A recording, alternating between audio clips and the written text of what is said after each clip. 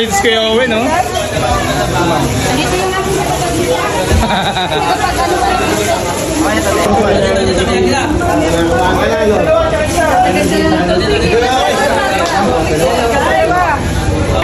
Good evening po mga ka-Betty Vlog. Ayan po, salukuyan po tayo nagbibigay. Ayan po,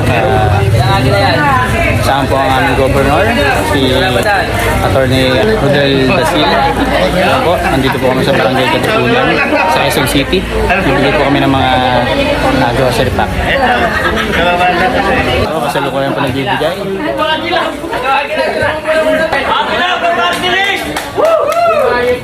Okay, sama kang Brady. Andiyan ang bahay ko, hindi ka pumunta eh.